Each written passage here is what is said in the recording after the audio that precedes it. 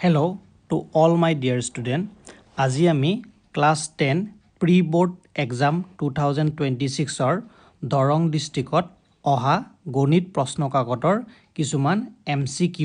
Discuss কৰিম। So MCQৰ প্ৰথম প্ৰশ্নটো হৈছে যদি p এটা মৌলিক সংখ্যা হয় তেন্তে pৰ উৎপাদকসমূহৰ যোগফল। এতিয়া এই প্ৰশ্নটো কৰাৰ পূৰ্বে প্ৰথমতে আমি মৌলিক সংখ্যাৰ যেটো সংজ্ঞাখিনি বা মৌলিক সংখ্যাৰ কনসেপ্টটো সুদৃঢ় হ'ব লাগিব তেতিয়াহে আমি এই কোৱেশ্চনটো কৰিব পাৰিম। এতিয়া আমি জানো যে 1তকৈ ডাঙৰ যিবোৰ সংখ্যাক 1 আৰু সেই নিজস্ব সংখ্যাৰে হৰণ কৰিব পাৰি সেইবোৰ সংখ্যাকে মৌলিক সংখ্যা বুলি কোৱা হয়। অৰ্থাৎ যিবোৰ সংখ্যাৰ উৎপাদক 1 আৰু হি নিজে সেইবোৰ সংখ্যাকে আমি মৌলিক সংখ্যা বুলি কম। অৰ্থাৎ মৌলিক সংখ্যা হবৰ কাৰণে সেই মৌলিক সংখ্যাৰ উৎপাদক সেই মৌলিক সংখ্যাটোৰ উৎপাদক 1 আৰু সেই নিজস্ব সংখ্যাটো হ'ব লাগিব। এতিয়া নিজস্ব সংখ্যাটো হ'ব লাগিব। এটা যদি p এটা মৌলিক সংখ্যা হ'ব লাগে তেতিয়া হলে p সংখ্যাটোৰ উৎপাদক হ'ব 1 আৰু সেই নিজস্ব সংখ্যা অৰ্থাৎ p সংখ্যাটোৰ মৌলিক সংখ্যা হোৱাৰ লগে লগে তাৰ উৎপাদক 1 হ'ব আৰু সেই নিজস্ব সংখ্যাটো অৰ্থাৎ p হ'ব। এতিয়া এই উৎপাদকসমূহক যদি আমি যোগ কৰোঁ অৰ্থাৎ 1 আৰু p ক যদি আমি যোগ কৰোঁ তেতিয়া সংখ্যা বা এক্সপ্ৰেছনটো পাম 1 + p অৰ্থাৎ p + 1 অৰ্থাৎ p + 1 হৈছে আমাৰ এই প্ৰশ্নটোৰ শুদ্ধ উত্তৰ। এতিয়া আমি দ্বিতীয় নম্বৰ প্ৰশ্ন ডিসকাস কৰিম। দ্বিতীয় নম্বৰ প্ৰশ্নটো হৈছে যে যদি প্ৰথম 100টা স্বাভাৱিক সংখ্যাৰ পৰা এটা সংখ্যা লোৱা হল আৰু সংখ্যাটো মৌলিক সংখ্যা হোৱাৰ সম্ভাৱিতা আৰু এই প্ৰশ্নটো সম্ভাৱিতা চেপ্টাৰৰ পৰা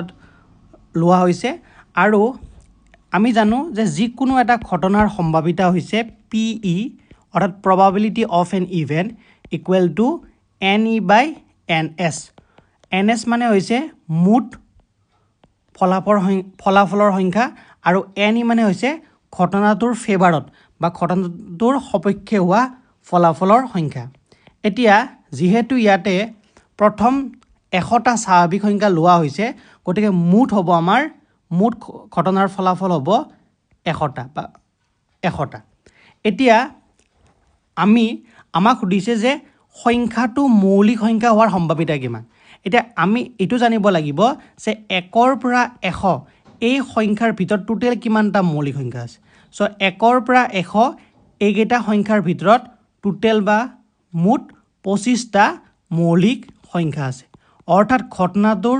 সপক্ষে 25টা মৌলিক সংখ্যা আছে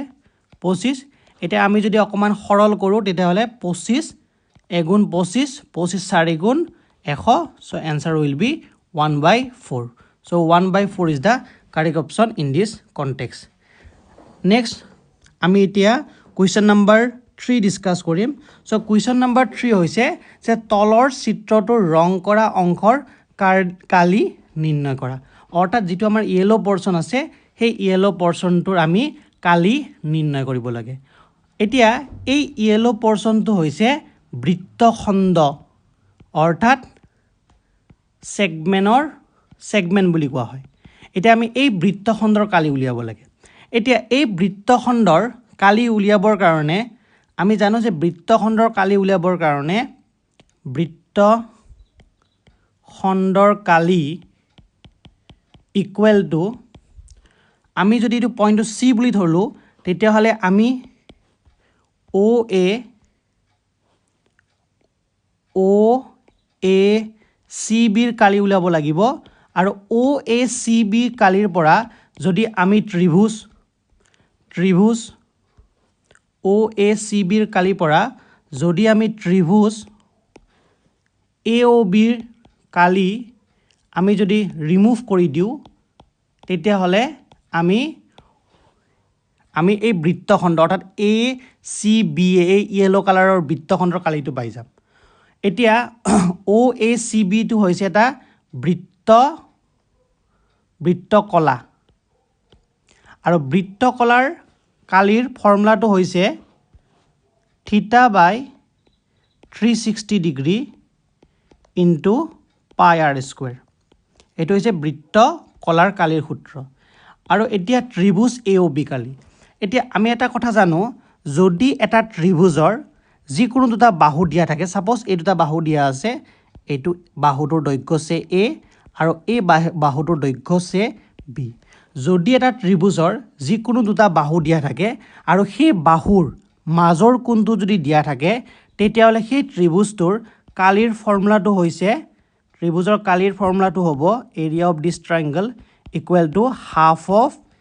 এ বি সাইন থিটা এই ফৰ্মুলাটো কেতিয়া আমি ব্যৱহাৰ কৰিম যদি যিকোনো দুটা বাহু দিয়া থাকে আৰু সেই বাহুৰ মাজৰ কোণটো যদি দিয়া থাকে এতিয়া এই ফৰ্মুলাটো আমি ইয়াতে ব্যৱহাৰ কৰিব পাৰো কাৰণ ইয়াতে আমাৰ এই ত্ৰিভুজটোৰ যিকোনো দুটা বাহু দিয়া আছে আৰু সেই বাহুৰ মাজৰ কোণ সাপোজ আমি থিটা বুলি আমি এচিউম কৰিব পাৰো মাজৰ কোণটো দিয়া আছে সো সেই ফৰ্মুলাটো এপ্লাই কৰিলে হ'ব half of a b sine থিটা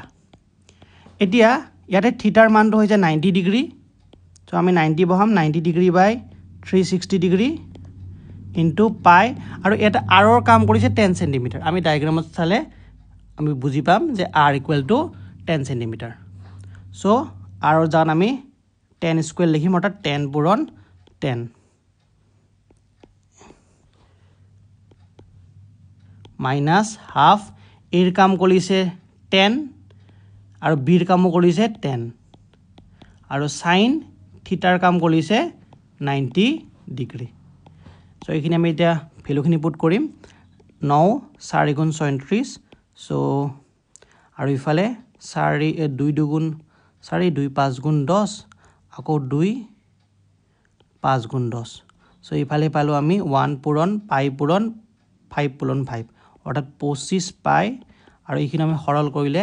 2 5 গুণ 10 আৰু সাইন 90 ডিগ্ৰী ভ্যালুটো হৈছে 1 অৰ্থাৎ আমি 50 পালো এই দুটাৰ পৰা আমি যদি কমন লও 25 কমন লব পাৰো 25 কমন ললে থাকিব পাই মাইনাস 2 আৰু যেহেতু এটা সেন্টিমিটাৰ আছে গুটেখিনি ইউনিট সো এটা সেন্টিমিটাৰ স্কয়াৰ হ'ব যেহেতু কালিৰ কথা কৈছে so answer option 2 is the correct option in this context next আমি কোয়েশ্চন নাম্বার 4 ডিসকাস কৰিম সো কোয়েশ্চন নাম্বাৰ 4 টো হৈছে আমাক এটা চিত্ৰ দিয়া আছে আৰু এই চিত্ৰত আমাৰ cx ৰ মানটো আমাক দিয়া আছে cx ৰ মানটো আমাক দিয়া আছে 5 সেন্টিমিটাৰ আৰু yb ৰ মানটো দিয়া আছে 5 সেন্টিমিটাৰ এতিয়া আমি উলিয়াব লাগে এই গুটে xy ৰ মানটো উলিয়াব লাগে so we need to find da value of xy এতিয়া এই প্ৰবলেমটো কৰাৰ আগতে আমি বৃত্ত সম্বন্ধীয় কালিৰ এটা কনসেপ্ট আমি জানিব লাগিব আৰু কনসেপ্টটো হৈছে যদি এটা বৃত্তৰ বহিবিন্দুৰ পৰা আমি যদি স্পৰ্শক দুডাল অঙ্কন কৰো তেতিয়া হলে সাপোজ এটা বহিবিন্দু p আৰু বৃত্তলৈ আমি এটা স্পৰ্শক অঙ্কন কৰিছো এটা হৈছে pa আৰু এটা হৈছে pb তেন্তে সেই স্পৰ্শকৰ যেটো দৈৰ্ঘ্য অৰ্থাৎ pa আৰু pb ৰ মানটো সমান হয় অৰ্থাৎ বৃত্তৰ বহিবিন্দুৰ পৰা বৃত্তলৈ টনা স্পৰ্শকৰ দৈৰ্ঘ্য সমান হয় সেই কনসেপ্টটো যদি আমি ইয়াতে ব্যৱহাৰ কৰো x2 হৈছে বহিবিন্দু আৰু এই x বহিবিন্দুৰ পৰা xc আৰু xa হৈছে স্পৰ্শকৰ দৈৰ্ঘ্য সো xc আৰু xa এৰ মানটো সমান হ'ব সো x এৰ মানটো হ'ব 5 সেন্টিমিটাৰ সিমিলাৰলি আমি এই কনসেপ্টটো যদি আমি ইফালে ব্যৱহাৰ কৰো y টো হৈছে বহিবিন্দু আৰু y বহিবিন্দুৰ পৰা yb আৰু ya হৈছে স্পৰ্শকৰ দৈৰ্ঘ্য সো হিয়তৰ ভ্যালুটো সমান হ'ব সো yb যদি 5 সেন্টিমিটাৰ হয় obviously ay equal to 5 centimetre so ইয়াৰ পৰা আমি ক'ব পাৰো xy মানটো হ'ব 5 plus 5 which is nothing but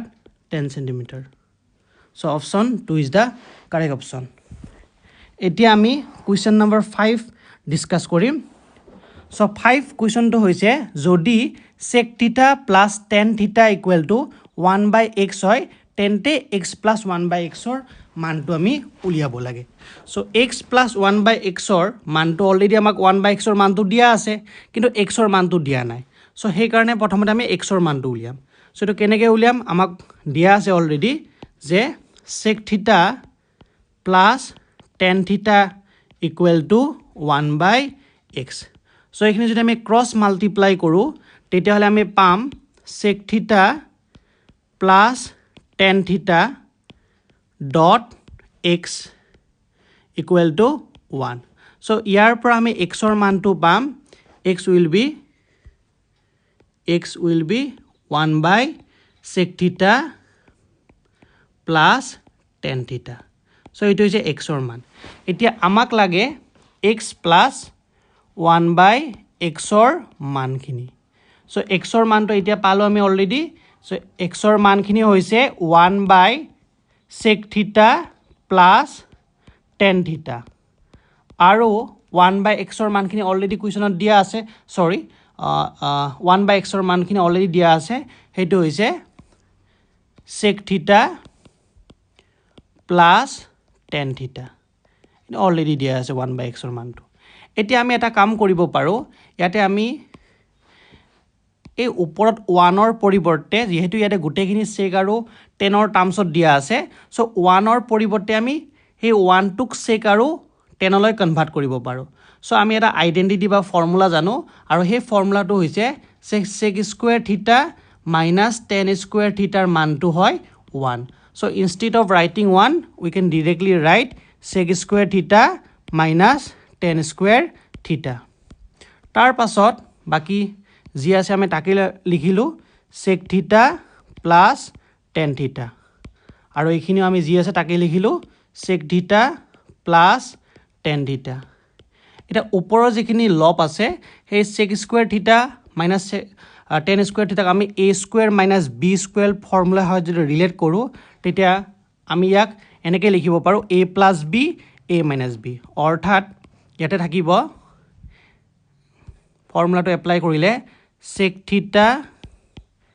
plus tan theta a plus b next a minus b sec theta minus tan theta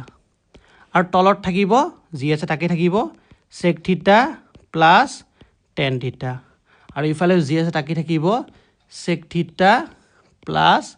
tan theta just আমি 1 ৰ পৰিৱৰ্তে sec square theta minus tan square theta লিখিছো তাত আমি ফৰ্মুলাটো apply কৰিছো a square minus b square ৰ বীজগণিতীয় ফৰ্মুলাটো এটা আমি এইখিনি কাটাকাটি কৰিব পাৰো sec theta plus tan theta sec theta plus tan theta so ওপৰত থাকি গল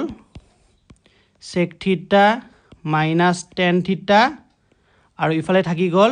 sec theta plus tan theta so minus tan theta plus tan কাটাকাটি কৰিব পাৰিম so ultimately আমাক ৰৈ গল sec theta plus sec theta so answer will be sec theta plus sec theta মানে 2 sec theta so answer টো ইয়াতে হ'ব 2 sec theta so এইটো আমি এনেকেও কৰিব পাৰো আৰু বিভিন্ন ধৰণৰ প্ৰসেসৰ সহায়টো আমি বা মেথডৰ সহায়টো এই অংকটো আমি সলভ কৰিব পাৰো এতিয়া আমি কোৱেশ্চন নম্বৰ 6 ডিসকাস কৰিম so কোৱেশ্চন নম্বৰ 6 টো হৈছে একেবাৰে ইজি কোৱেশ্চন যে কোনো এটা ঘটনা ইৰ বাবে PE plus PE bar বা PE complement equal to যদি x হয় x ৰ মান সো আমি জানো যে যি কোনো এটা ঘটনা হোৱাৰ সম্ভাৱিতা আৰু সেম ঘটনাটো নোহোৱাৰ সম্ভাৱিতাক যদি আমি যোগ কৰো তেতিয়াহলে সদায় এনসাৰটো পাম আমি 100% মানে হৈছে 100/100 equal to 1 so answer will be 1 next হৈছে আমাৰ একেবাৰে ইজি কোৱেশ্চন যে 8 cosec square theta minus cot square theta so এই দুয়োটা পদৰ পৰা আমি 8 টো কমন লব পাৰিম সো ব্ৰেকেটত থাকি যাব cosec square theta minus cot square theta আৰু cosec square theta minus cot square theta ৰ মানটো হৈছে 1 সো 8 into 1 মানে 8 so option number 3 is the correct option এতিয়া আমি কোৱেশ্চন নম্বৰ 8 ডিসকাস কৰিম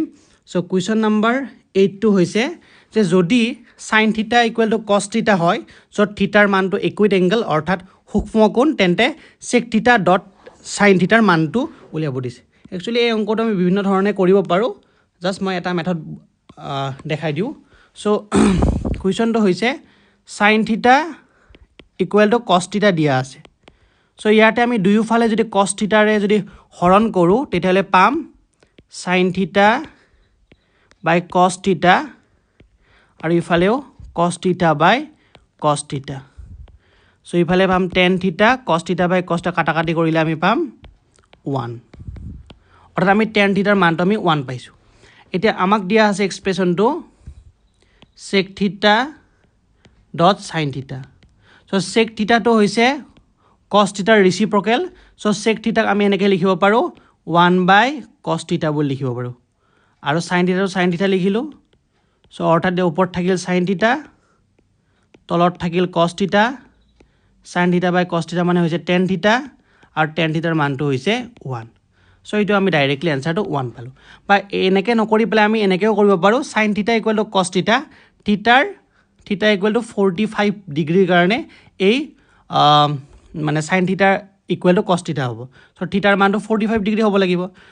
দেন আমি থিটা ইকুৱেল টু এই চেক থিটা সাইন থিটা ইয়াতে থিটাৰ মানটো যদি 45 ডিগ্ৰী আমি বহাই দিওঁ তেনেকৈও আমি সলভ কৰিলে আমি এনচাৰটো 1 পাম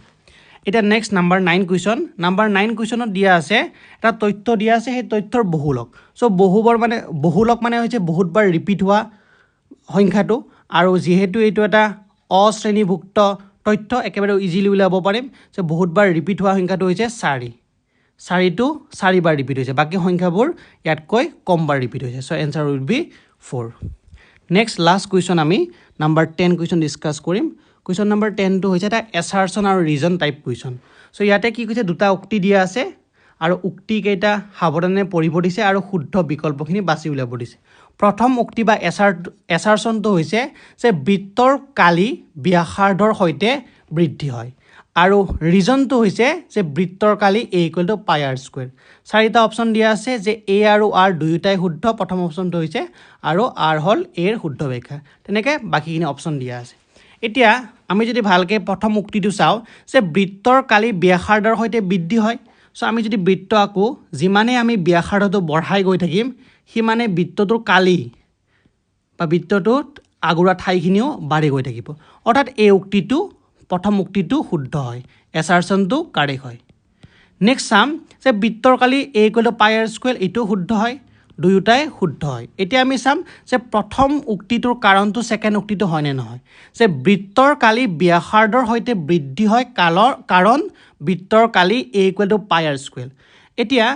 আমি যিমানে ৰেডিয়াছ বা ব্যাসাৰ্ধৰ পৰিমাণটো বঢ়াই গৈ থাকিম সিমানে কালিটো বৃদ্ধি হয়নে নহয় আমি যদি নিউমেৰিকেলি চাওঁ যে ছাপ'জ আৰৰ ভেলুটো যদি মই 2 লওঁ তেতিয়াহ'লে এৰ ভেলু হ'ব পাই r স্কুৱেৰ অৰ্থাৎ আমি আৰৰ জাগাত 2 বহাম 2 স্কুৱেৰ মানে 4 পাই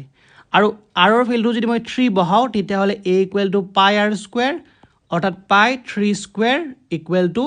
9 পাই অৰ্থাৎ যিমানে আমি ব্যাসাৰ্ধৰ পৰিমাণটো বৃদ্ধি কৰি গৈ আছোঁ সিমানে কালিটোও বৃদ্ধি হৈ গৈ আছে অৰ্থাৎ প্ৰথম উক্তিটো দ্বিতীয় উক্তিটোৰ একচুৱেল মানে কাৰণ হয় চ' assertion A is the correct explanation of reasoner চ' প্ৰথম অপশ্যনটো ইয়াতে কাৰেক্ট হ'ব so' thank you and have a good day